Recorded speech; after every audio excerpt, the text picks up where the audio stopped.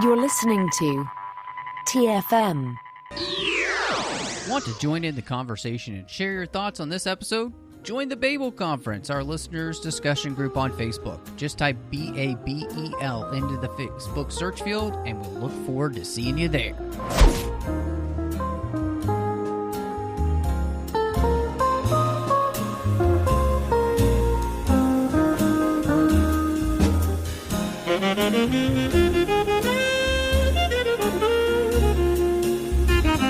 Hello and welcome to TFM's Local Watering Hole. I am just one of the hosts here, Matthew Rushing, and I am so excited to be here.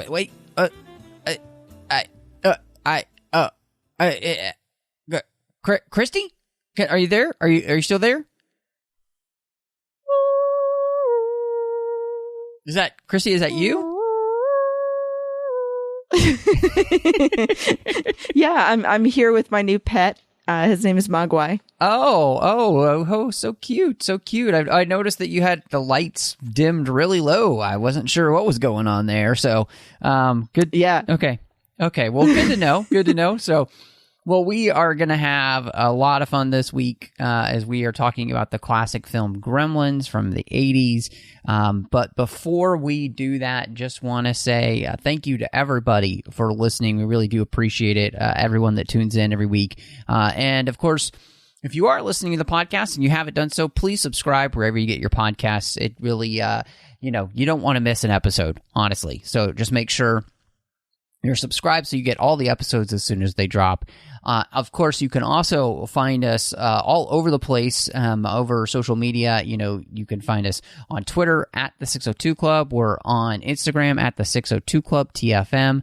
You can also find us online at trek.fm with all of the podcasts we do here in the network. And so you'll be able to see every single podcast we've got going, which is great. With so much happening. And of course, you can also find us on Facebook at facebook.com/trekfm, as well as the listeners-only discussion group that you can join and talk to listeners all over the world about the different shows that are happening here on the network. And seriously, we've just got a lot happening, and maybe you really enjoy what we do, and you would like to make sure that that keeps happening. Well, we want to make sure that that keeps happening as well, and the best way to do that is to go over to patreon.com/trekfm and see how you can be part of our team.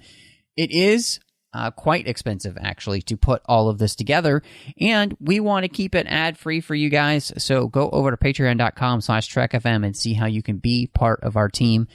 In the end, every little bit helps, but we need you guys. Otherwise, we can't keep doing this. So again, go to patreon.com/trekfm. Christy, now, I'm really interested in it. It's always fascinating when we go back to do a movie like this. And I know tons of people obviously have big histories with films like this, like Gremlins. These Amblin movies from the 80s, we reference them quite often. This one coming out in 1984. And so I was really interested because I don't know. Coming into this, it was one of those things where we decided, hey, let's do this. This would be fun to do. But I don't know. What is your history with Gremlins? So I'm definitely one of the people that this goes way back in my childhood. I saw it probably at like age 8. Oh, my goodness. I know, right? Yeah, there's some terrifying stuff in this movie for an 8-year-old. I feel like we've uncovered some really strange things that my dad let me see way too young on this show. Like I was watching Rambo and Gremlins, and you're like, "Are you okay? Are you sure you're all right?" Yeah, I'm good. But no, I think the big reason was because they had already seen it. My parents knew that I would love Gizmo, the character, as a lot of people do. And it's just something that I remember enjoying from a very young age, even in spite of the scary parts. Yeah. I think because overall it still comes across kind of more like a horror comedy to me. Sure. It didn't absolutely scare me as much. Yeah. I mean, for you, was it scary for you, or did the comedy help as a child for you to just kind of wash over anything that was scary because, for the most part, you kind of quickly get to something that is funny.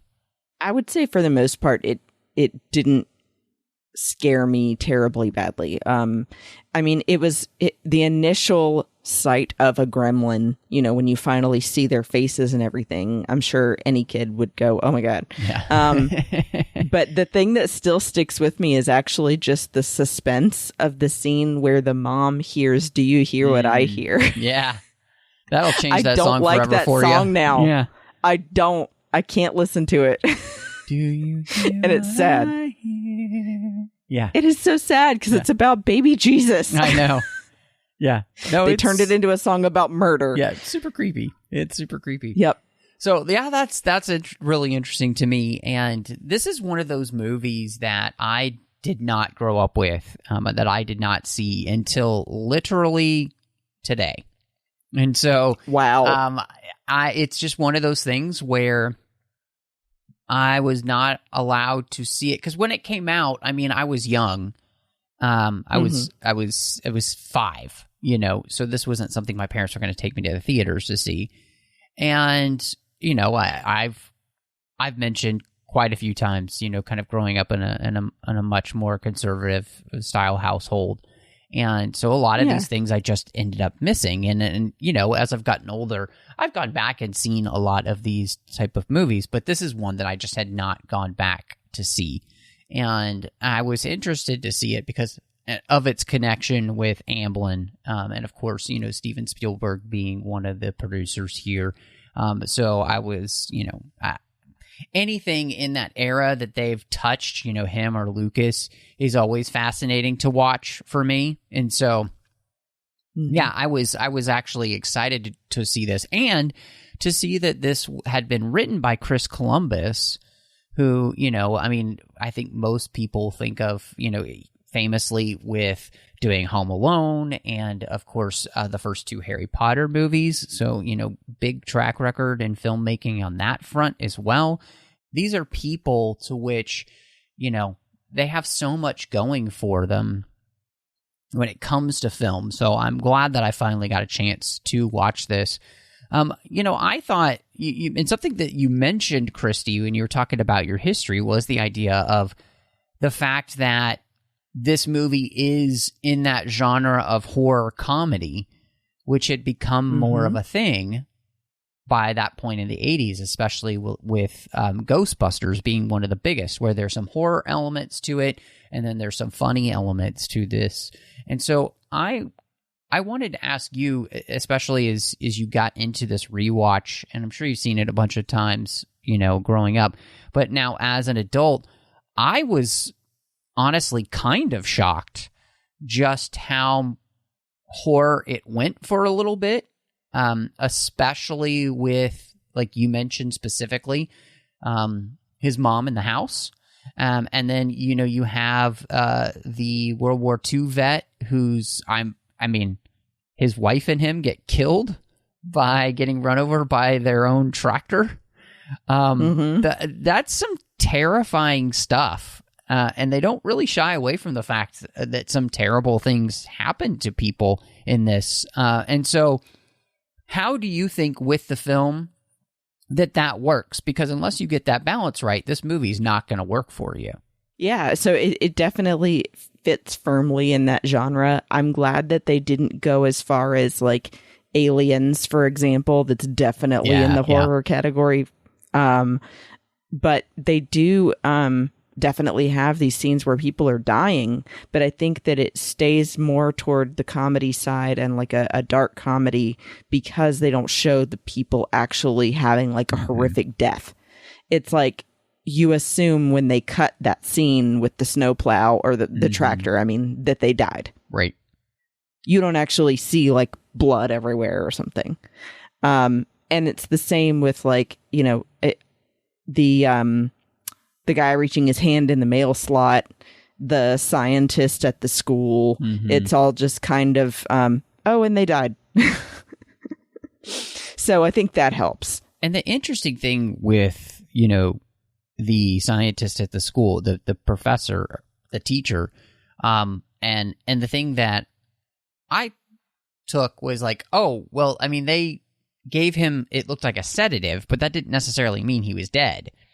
So that... Right, but then later they said he died. Oh, did they? Yeah.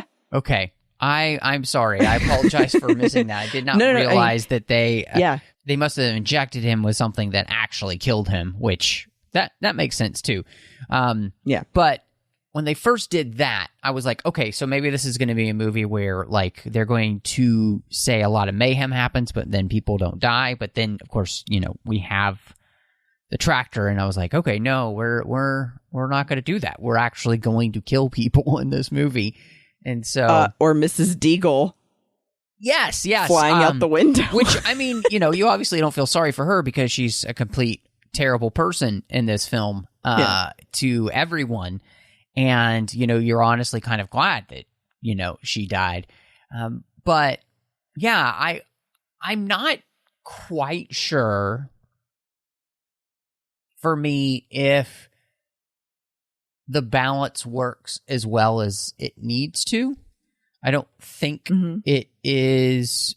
I don't think it's awful or anything. I'm not quite sure that it's the kind of perfection you want. It's close. I would say this. It doesn't quite work as well as Ghostbusters in the sense of the switching back and forth between comedy and horror, because there are some parts of this that I felt like that were truly horrific. And then we just kind of come back on the other side with, a laugh. And I was like, oh, I don't, especially again, I keep coming back to it, but I think it's the one that it's the tractor. That's just really, that's not funny, like they're literally just killing these people. And so it's yeah. Anyway, that's the one for me, I think, where it's like they crossed the line maybe. And then there were other parts of this movie that, speaking of this, that, they were going to have his dog get eaten and his mother's head roll down the stairs to him when he gets home. So there were places where they were going to make this much darker, and they took all those away. And in fact, Gizmo was actually going to turn into Stripe. It wasn't going to be that Stripe was a different character. So they really cut back on the horror aspect of this movie because they were basically going to go in, it sounded like, all horror with almost little comedy, and they went more comedy than horror in a lot of ways. I think it really benefited them that they stopped at this point and cut those scenes. Like you mentioned, I think that with those left in, it would have been way too far past the line of becoming slightly more horror and gone completely into, this is a horror movie. Especially with the dog, it's like things like that feel more mean-spirited than just, oh, it's a horror comedy. So, I'm glad that was gone, but I think it would have really hurt them and made people not like this movie in the long term as well if they had Gizmo turn into Stripe. I think that's the biggest thing. Yeah. I think you're right on that too, because I think that comes down to some of the themes that we're going to talk about a little bit later, but I think you did need this. If you wanted to have a more of a balance between comedy and humor, you need at least one of these things to stay cute. Otherwise, I do feel like you're kind of screwing yourself, right? Like it doesn't work if you don't keep something for us to be rooting for with these gremlins, right. So yeah, and therefore in the movie you're actively rooting for the fact that you don't want anything to happen to Gizmo. Right. And I mean, also, we're talking about the prime period of merchandising becoming a thing, like with Ghostbusters. This was a great opportunity if you kept Gizmo the way he is, which they did, obviously. It turns into a great merchandising opportunity. And then that's the thing I think that kept it popular into the present now, because of that cuteness factor and that you're rooting for somebody, and aside from just Billy. And I did want to bring up, because we hadn't delved into the actual reason for the story as well. Did you know about where this came from? The premise of Gremlins? Yeah, being somebody who enjoyed things about World War II, I did know where the term comes from, which is kind of fascinating, that, it was members of the RAF, jokingly blaming small creatures of what's going wrong with their planes, and which is just the exact type of thing that, people do in war, to liven the mood, in a mood that's not great. And so, yeah, I think that is something that's really interesting about this film, because obviously then we play into that, with the character in the film who was in World War II.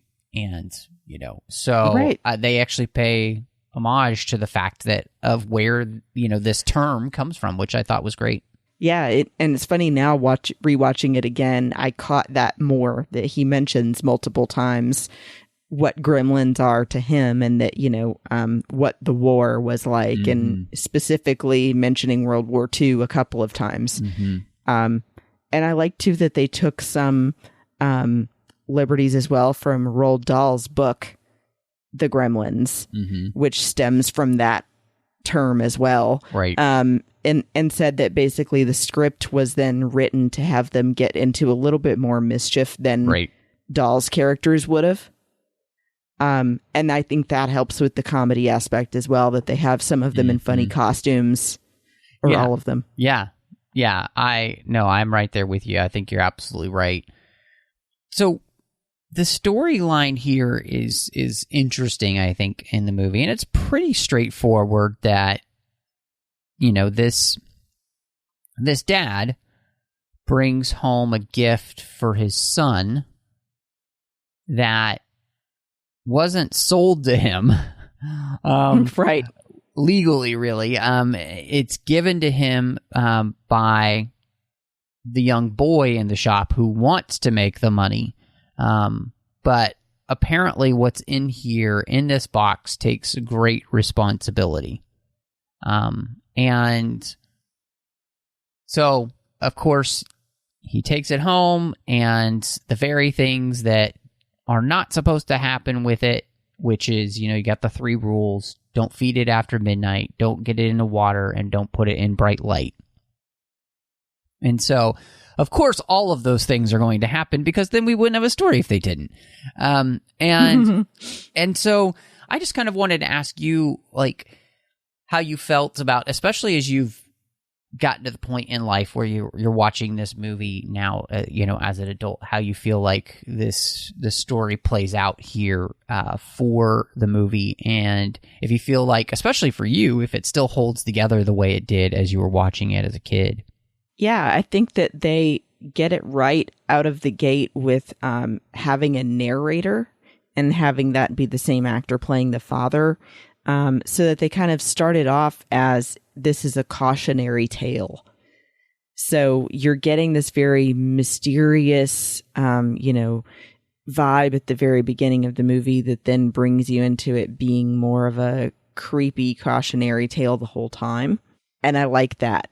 I think that there are parts of the story, like you were saying earlier, where they lean a little too much into the horror piece of it, and that kind of takes you out of the overall story they're trying to tell. But I still feel like, for the most part, it's a enjoyable way to tell you, there are things in life that take great responsibility and that maybe we're not ready for. Yeah. What did you think? Yeah, I think most of the story works well for me. I do. There were a couple of things in here that, as I was watching it, I thought, okay, well, that's interesting, and but there wasn't really any payoff with those parts of the story, and even though we see the death of, the old lady who's just mean to everyone, like her being mean to everyone and it doesn't really necessarily, again, it doesn't pay off.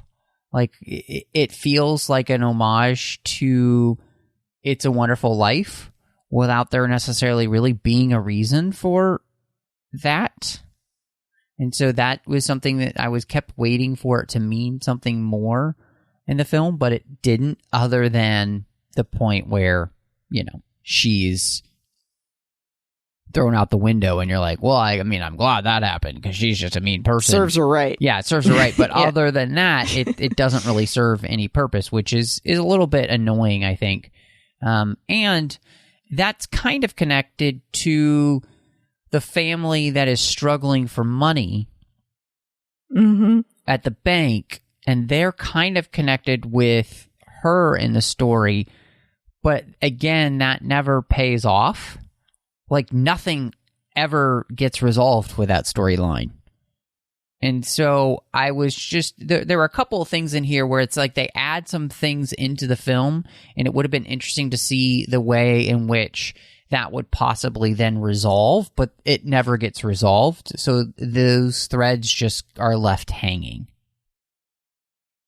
That's a good point, and I think I glaze over that because of the rest of the movie having a lot more going on.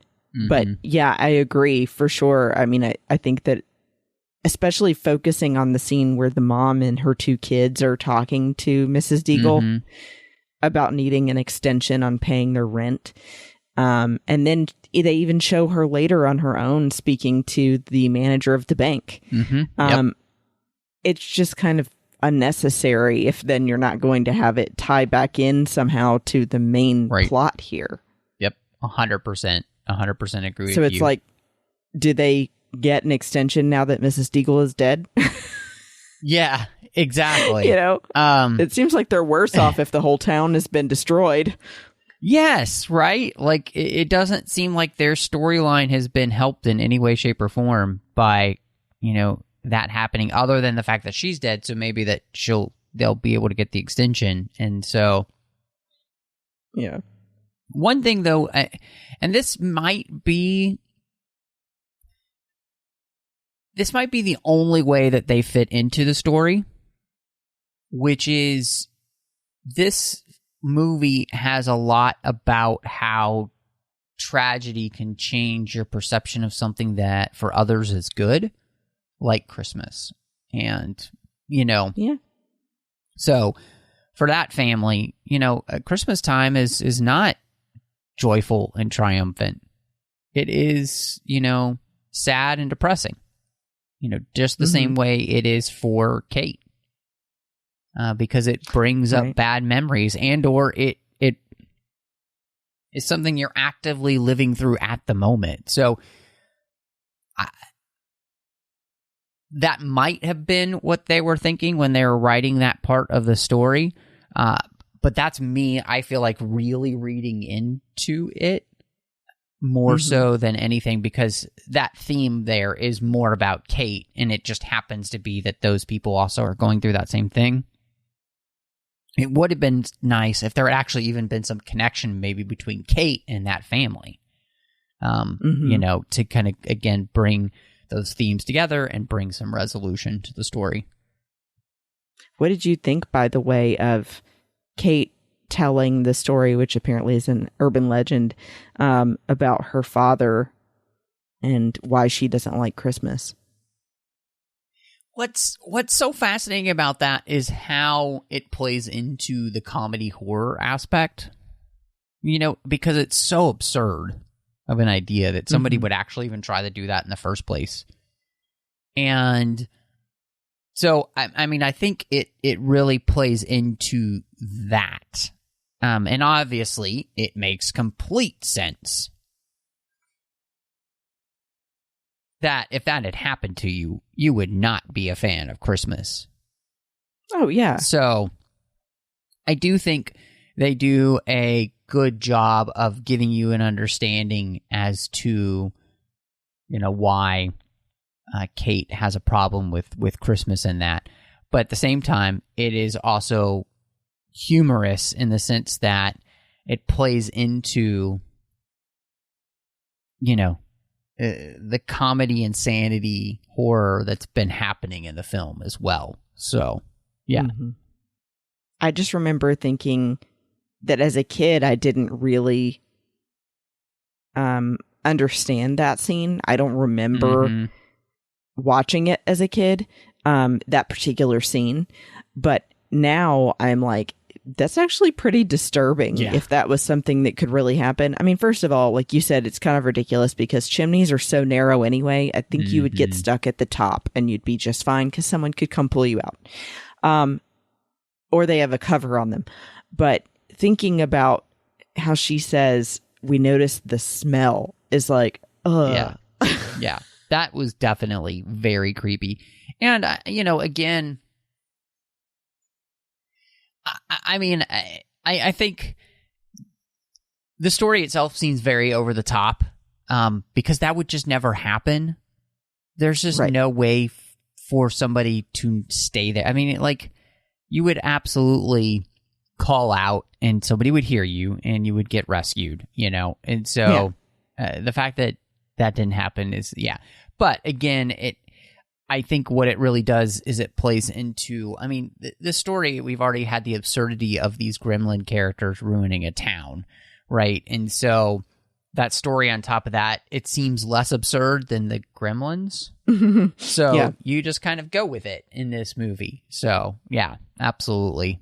That's a great question though, because it is kind of a strange part of the movie. And it is terrifying. Absolutely. So, but I mean, it does add to that horror aspect that they're trying to add in some.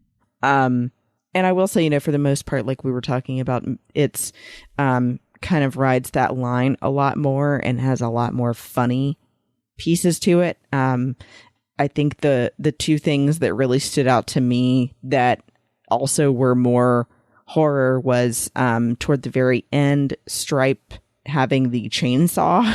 Oh, yeah. And a gun. Yeah. I mean, talk about a lethal weapon. Hey, and then his death, the body keeps kind of slowly melting into the fountain, and then he also even pops back out again, was really, really leaning into the horror aspect. Yeah, that was very Indiana Jones right there. Like that felt like it was straight out of Indiana Jones but an even worse version of somebody's face melting. So 100% agree with you.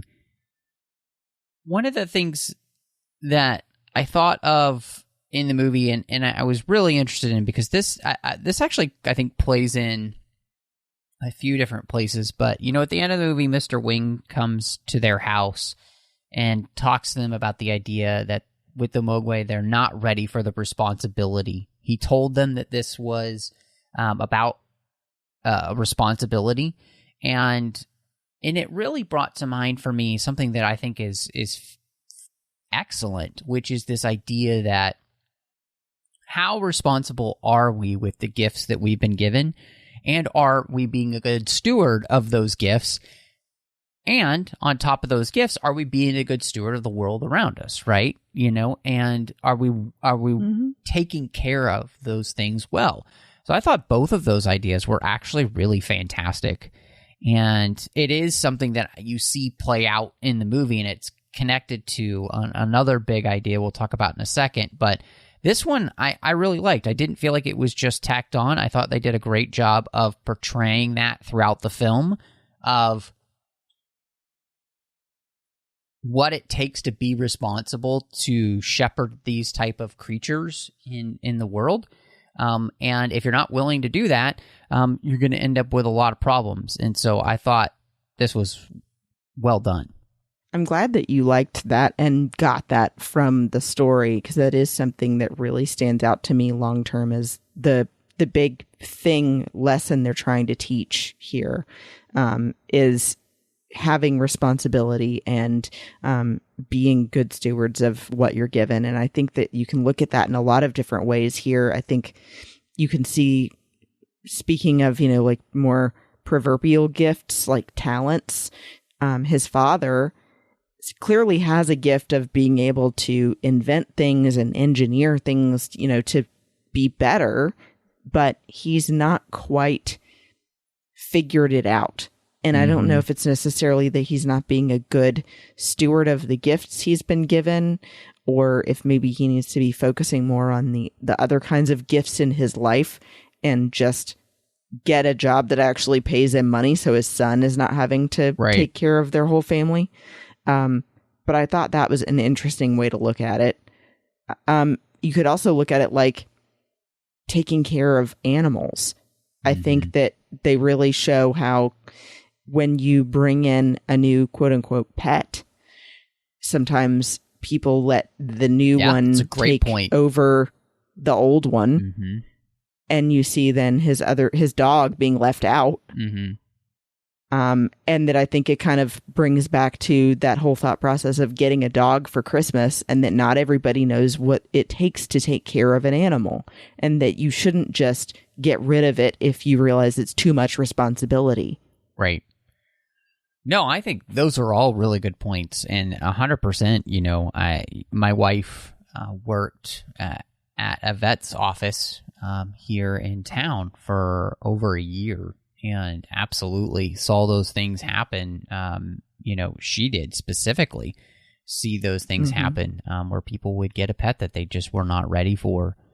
And no, I think that's great. And what I love about all of it is that the idea of being responsible, I think, like you said, it plays on all of these different levels, like you said, from his father all the way down, right? From the person the story starts with all the way, to the smallest person in the story. And I think that that's really good. And it really led me to thinking, because, the Mogwai come with 3 rules. And how that if you follow those 3 rules, the Mogwai make great pets, right? They are they would be like the most incredible kind of pet, a pet that, can basically almost talk to you, a pet that, has the ability to really truly be a friend, all of these type of things. And yet, if you don't follow the rules, something good turns into something not so good, or even bad or terrifying, And so I was really struck by this idea in the movie about that. For the most part, in our lives and in the world, the rules are there for a reason, to keep us safe. And they're usually rules that have been agreed upon because history has shown us that when we don't do these things, bad things happen. And that by not living inside those rules, we tend to just basically mess things up. I just thought that was fantastic. Yeah, like you mean like laws, basically. Yeah, laws, or I think it's more transcendent in the way in which the rules of the universe, they're kind of thing, so it's from that level all the way down to, yes, the idea of the laws that we have in place in many areas, And again, I'm not generalizing, saying that every single one of those things is good and we should always follow them with no exception, right? That's not what I'm saying. Right. I'm saying generally, it goes much better when you follow the rules. Put it this way, it would be like getting a piece of IKEA furniture and not following the instructions whatsoever, and then when the thing goes to crap, complaining to IKEA. Well, right, you didn't follow the instructions, so something good turned into something crappy for you because you didn't follow the instructions or the rules. So that kind of idea. Or if you don't follow a recipe, in particular with baking, that could end terribly. Yeah. Like if you put in sugar instead of salt, or salt instead of sugar, lots of times bad things are going to happen if you mix those up. Right. You could have really disgusting gingerbread cookies. Exactly. I've had really Speaking of Christmas. I've had really bad chocolate chip cookies that salt got mixed for, not good. But yes, so that to say, I agree with you. And I like that you took it to that level of transcending above everything else and, really being applicable to generally like the forces of nature. If you think about it, that's the big thing that they're getting wrong here with Mogwai. Yeah, exactly. It's like they're going against what they've been told is his nature and getting him wet anyway and feeding him after midnight and doing these things that then lead to terrible results. That's a good point.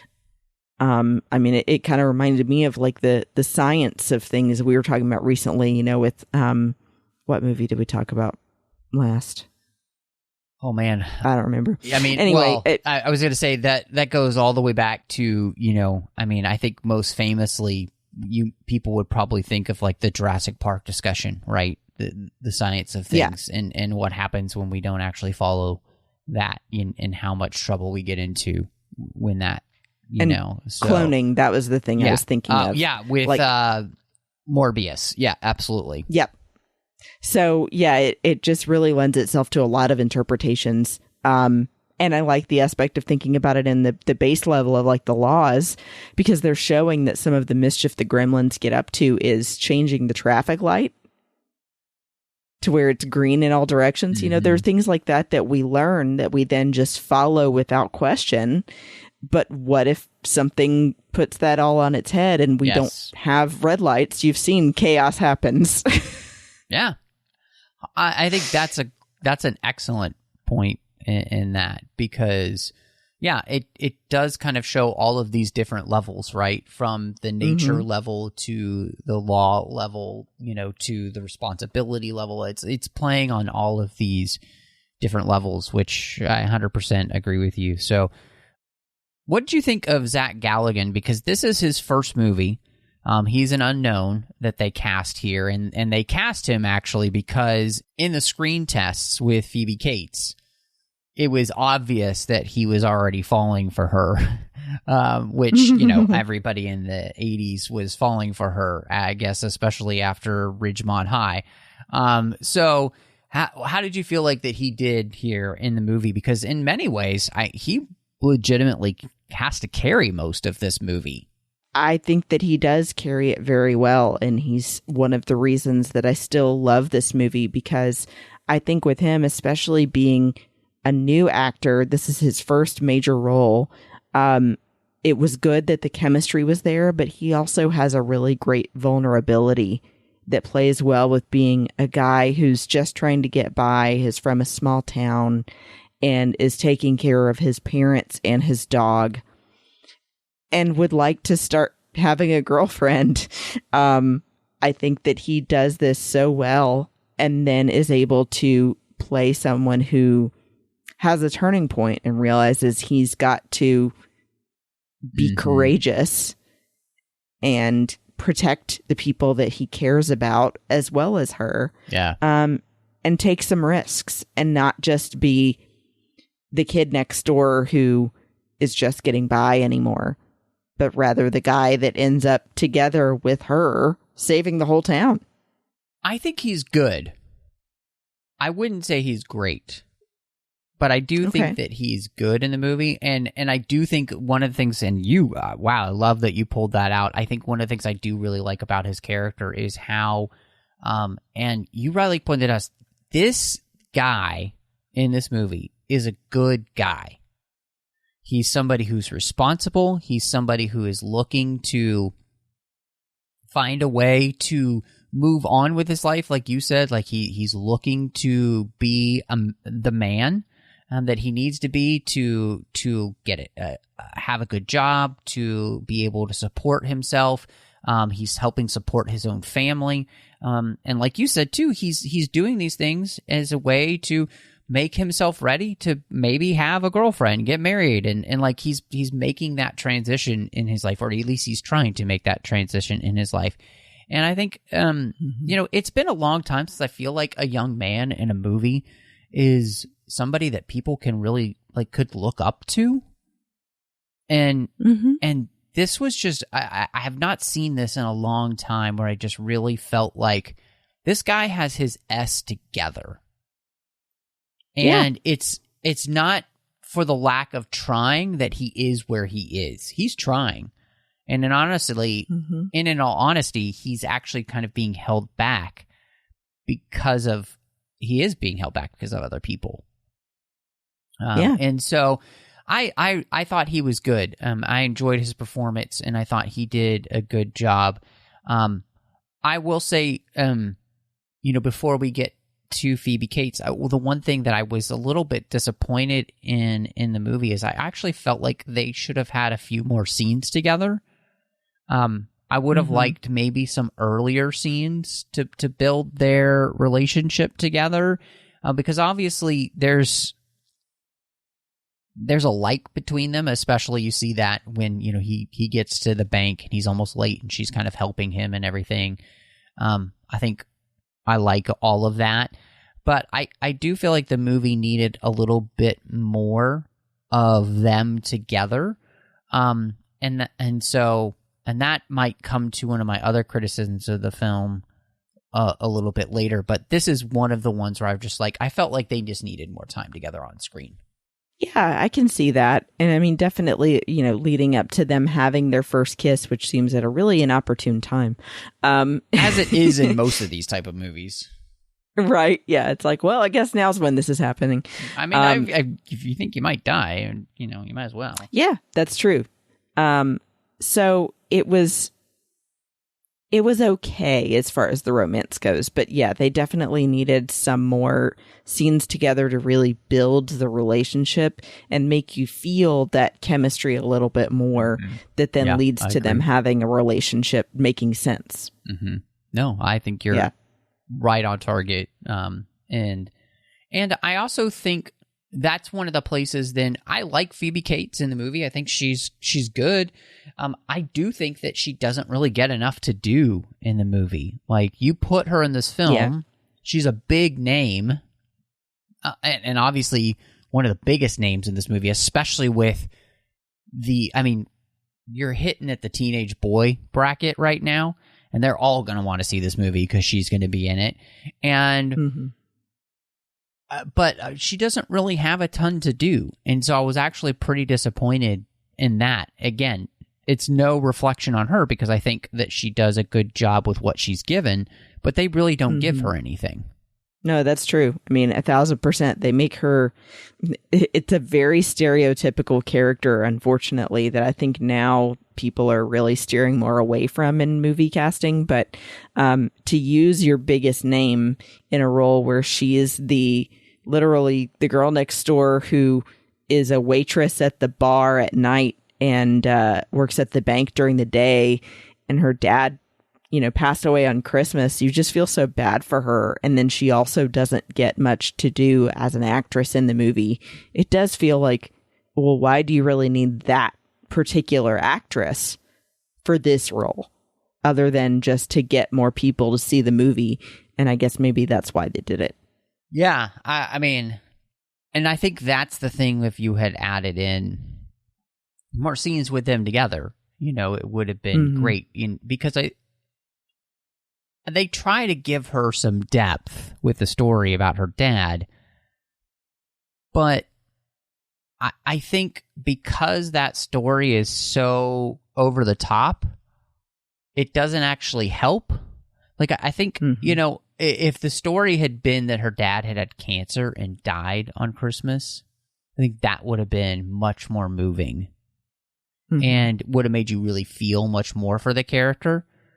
And I think that part might have helped. But there's just this real disconnect, I think, with that using that story that doesn't help me feel connected to her as a character.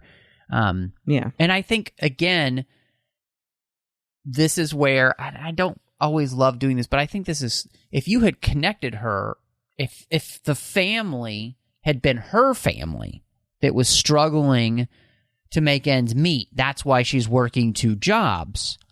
That's the way I think you also make us care more about her. Yeah, because you never see her mom. Exactly. you know nothing about her other than her 2 jobs and that her dad died on Christmas Eve. Yeah. So, yeah, I think you needed something for her as well to make it feel more personal and like you know the character better. Mm-hmm. But yeah, I think that Phoebe Cates obviously is a great actress and does great with what she's given. She's just not given much. Yeah. Yeah, you know, and in all honesty, I mean, we could probably go through and talk about the rest of the cast, but I think everybody does a good job with what they're given here. You know, like I don't have, you know, high praise or, you know, any issues with anybody here.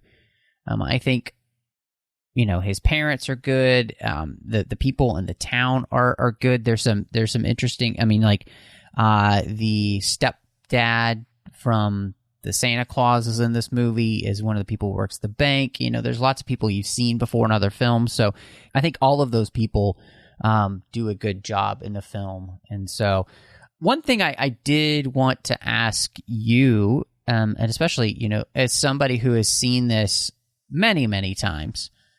How do you feel like the effects hold up even today?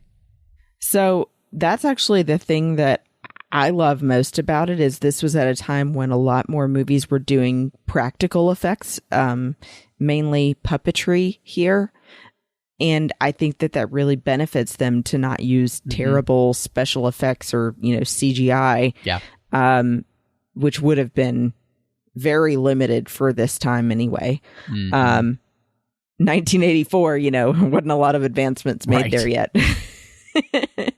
But yeah, I think that the more that you read about what they were able to do with the puppetry and having multiple different ones to have the different gizmo faces is really interesting. And even apparently turned into some funny games with the crew complaining about making multiple puppets being difficult to have them, you know, actually move around without being attached to something.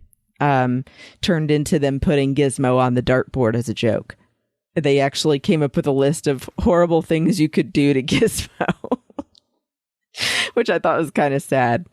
But yeah, I thought they were really great. I thought it was especially funny the number of different costumes they give the Gremlins.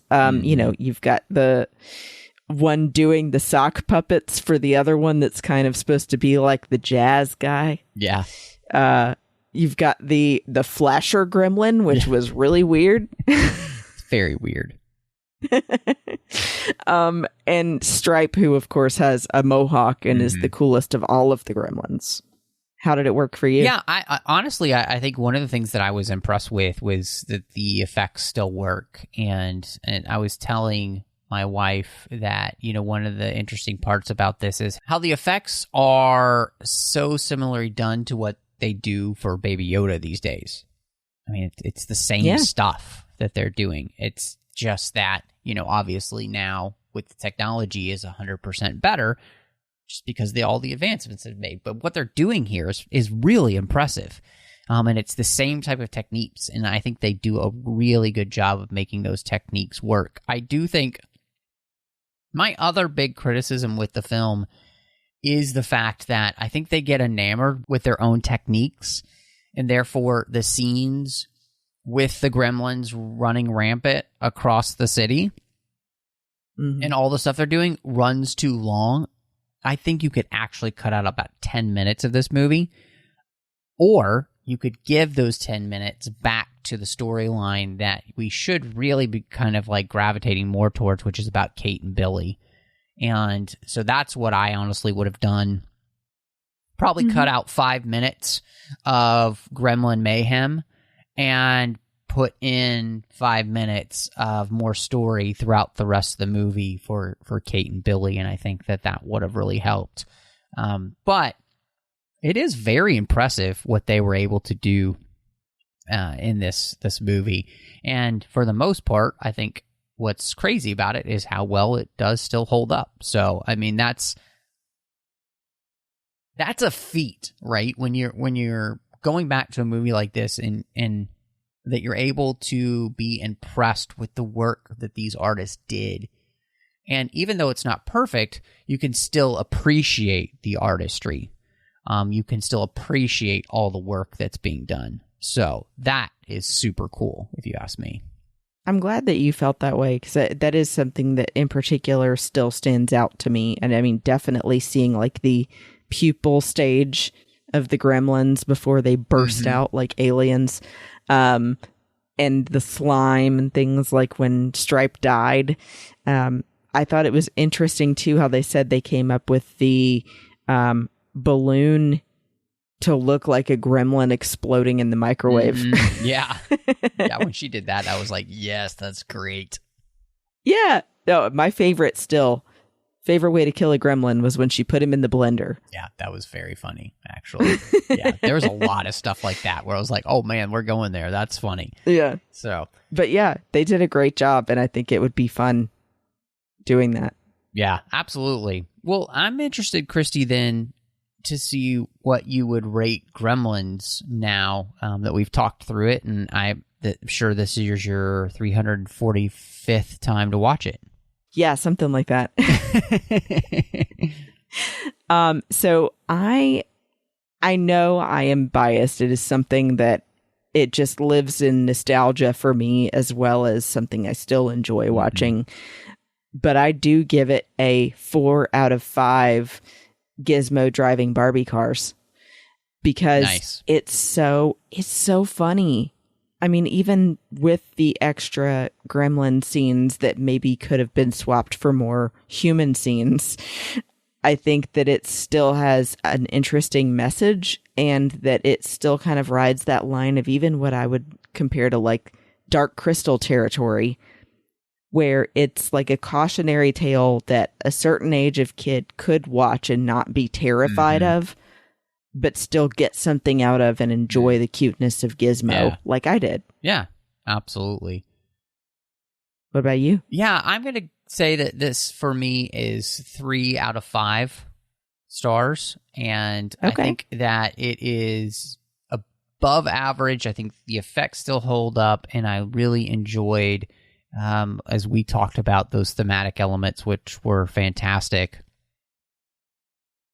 But I did feel like the movie kind of went on a little bit too long, didn't have some storylines that resolved enough, and didn't make me feel as connected to the human characters that I need to be in the film, especially Kate, and even Kate and Billy's relationship, which, you know, you want to be pulling for in this movie. So, but I still am glad that I got a chance to watch it, you know, and I had fun doing it. And so I'm glad we put this on the schedule for the 602 Club. But Christy, it's the time of the show for our recommendations. So I can't wait to see what you want to recommend to everybody here this week. Okay, so I actually wanted to stick with the Amblin movie era and recommend that people see another movie around that time that maybe you haven't gotten around to yet. Matt, I don't know if you have, but I think people need to see Who Framed Roger Rabbit. Oh, I'm just letting you know. Yeah. It was from 1988. It really interestingly combines animation with reality, and I think that people need to check it out. It's a weird movie that it works, at least for me. So yeah, and I also wanted to recommend it because I don't know if you know about all the different voice actors that are in that movie, but there's a really great cast for that as well. Yeah. So and it's the origination of Jessica Rabbit, who's one of my favorite characters as well. Yes. So I highly recommend checking out Who Framed Roger Rabbit from 1988. Nice. Well, for me, I am going to recommend my wife. I just showed her Godfather.